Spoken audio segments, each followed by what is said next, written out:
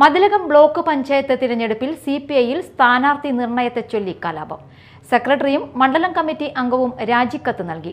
Local secretary T A. ഷാഹിദും കയ്പമംഗലം മണ്ഡലം committee അംഗമായിരുന്ന അരുൺജിത്ത് കാനപ്പിള്ളിയുമാണ് രാജിക്കത്ത് നൽകിയത്. സിപിഐ ഏറിയാട് ലോക്കൽ കമ്മിറ്റി സെക്രട്ടറിയും കയ്പമംഗലം മണ്ഡലം കമ്മിറ്റി അംഗവും രാജിക്കത്ത് നൽകി.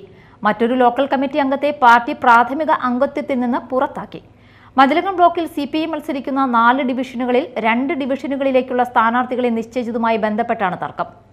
ഏറിയാട് പഞ്ചായത്ത് ഉൾപ്പെട്ട അത്താണി ഡിവിഷനിലേക്ക് ലോക്കൽ കമ്മിറ്റിയുടെ അഭിപ്രായത്തെ മാനിക്കാതെയും വേണ്ടത്ര കൂടിയാലോചന നടത്താതെയുമാണ് സ്ഥാനാർത്ഥിയെ തീരുമാനിച്ചതെന്നാരോപിച്ച് ലോക്കൽ സെക്രട്ടറി ടി.എ. ഷാഹിദും കയ്പമംഗലം മണ്ഡലം കമ്മിറ്റി അംഗമായിരുന്ന അരുൺജിത്ത് കാനപ്പിള്ളിയും രാജി നൽകി. കമ്മ്യൂണിസ്റ്റ് പാർട്ടിയുടെ മണ്ഡലം കമ്മിറ്റി അംഗമെന്നുള്ള സ്ഥാനം ഞാൻ നിലവിൽ രാജിവെക്കുകയാണ്. ഒരു സാധാരണ പ്രവർത്തനമായിട്ട് തുടരാനാണ് ഞാനിപ്പോൾ ആഗ്രഹിക്കുന്നത്.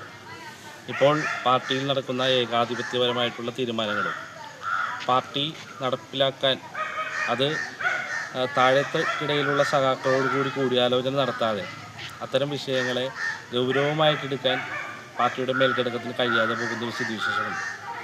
ഈ കഴിഞ്ഞ ബ്ലോക്ക് സീറ്റുമായി ബന്ധപ്പെട്ട് അത്താണി ഡിവിഷനിലെ ബ്ലോക്ക് സീറ്റുമായി ബന്ധപ്പെട്ട് ഒരു വലിയ തർക്കം ഏറിയാട് ലോക്കൽ കമ്മിറ്റിയിലുണ്ടായിട്ടുണ്ട്. അതേ തുടർന്ന് 2 സഖാക്കൾ അവിടെ നിന്ന് രാജിവെക്കുകയുണ്ടായി. ഇനിയും പാർട്ടിയുമായി ബന്ധപ്പെട്ട പലരും ഇത്തരം രാജികളിലേക്ക് പോകുന്നൊരു സാഹചര്യമാണ് നിലവിലുള്ളത്. ഇത് ഗൗരവമായിട്ട് പാർട്ടി പരിശോധിക്കേണ്ടതാണ്.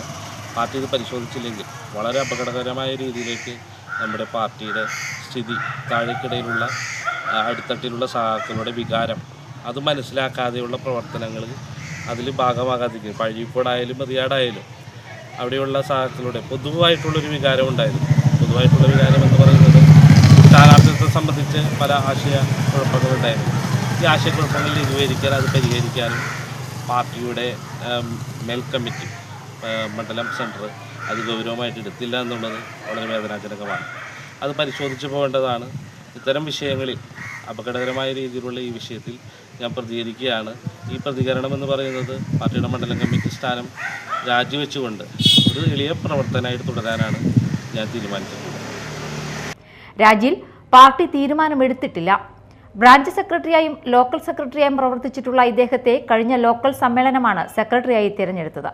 അതേസമയം ഇതേ വിഷയവുമായി ബന്ധപ്പെട്ട് ഏറിയാട് ലോക്കൽ കമ്മിറ്റി അംഗവും യുവകലാസാഹിതി ഭാരവാഹിയുമായ എം നിസാറിനെതിരെ ലോക്കൽ കമ്മിറ്റി കടുത്ത നടപടിയാണ് സ്വീകരിച്ചത്.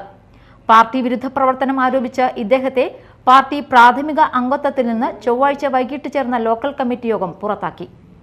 കുളിമുട്ടം ഡിവിഷനിലെ സ്ഥാനാർത്ഥി നിർണയത്തിലും മതിലകം ലോക്കൽ കമ്മിറ്റിയിൽ വലിയ പ്രതിഷേധമാണ് ഉയർന്നിട്ടുള്ളത്. Media time, Kodungallur.